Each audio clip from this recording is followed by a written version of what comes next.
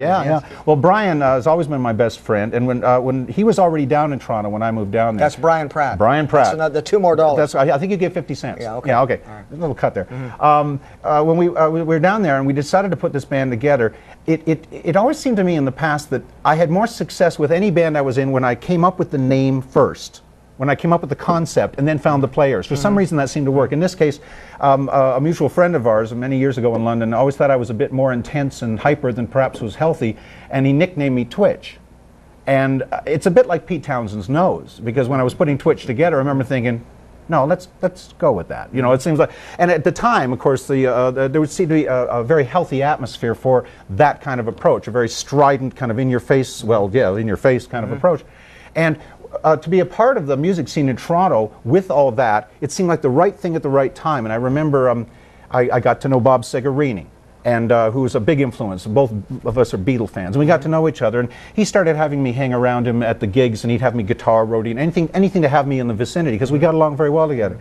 And then one Saturday I asked him, I said, well, I got this band I'm trying to put together. Would you come out? We're getting a showcase. Bring some agents down. The old Nickelodeon on Young Street. Played there. Yeah. Would you come down and just give us some moral support? Well, on that day, not many of the agents who we invited showed up, so what else is new? But Bob showed up with his band. And he cheered us on, and the bar staff and the few people who were there for the afternoon, they cheered us on. Felt great. Okay. After the set, he came walking out to me. And again, it almost sounds like the drugstore in Hollywood. He walked up to me and he said, look, this is great. The band's good. Would you open for us tonight? Now, I thought he was pulling my leg, because what he was referring to was his sold-out gig at the El Macombo. And, okay. Which people, but Londoners may not realize, the El Macombo was the place you wanted to play. The Rolling Stones played the El Macombo. This is like within a year of that happening. Yeah.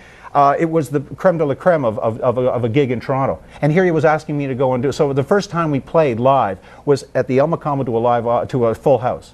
And we went over, great, they loved us. The next thing I know, we're being invited to open for the Ramones. We were invited to open for Link Ray. We played with the Tourists, that's the Eurythmics before they had that name change. And we also played with John Lee Hooker.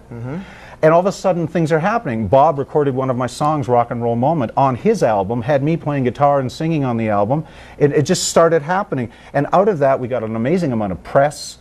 Trouser Press magazine wrote an article on us, the Globe and Mail, and things started really happening. And I remember thinking, I'd been dreaming my whole life about being, somewhere where the action was, and all of a sudden, you feel yourself in that position, and it's very exhilarating, and you just don't want to blow it.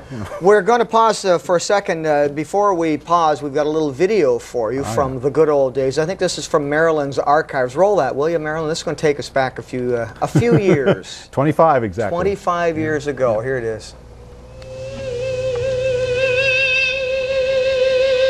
Yeah, you know Gene, no, you don't know Gene Gray, but that's his wife.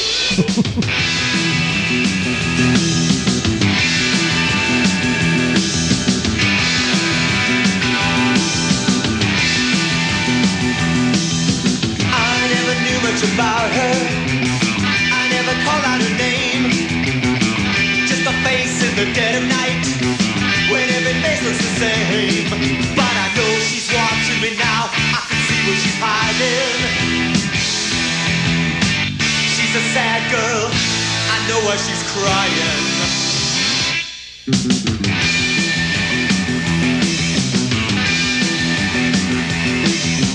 I never wanted to hurt her. That was Garwood Wallace and Twitch, a little flashback there. How about 25 years ago? Yeah, actually filmed right in this building. In this building here? Yeah. And Marilyn was on that session? Well, yeah, when I walked in this afternoon, I knew I'd have to meet somebody here, and there she was, and she said, well, don't you remember I was on the camera for that video shoot? And I thought, oh my God, that's right. So. Now, do we get anything for mentioning her name, Marilyn Buggy? Do we get anything for that at all? Perhaps 25 cents. She works at a lower rate. But Brian Pratt is the dollar. The dollar, absolutely. Okay. And Brian Pratt. Yes, thank you. Okay.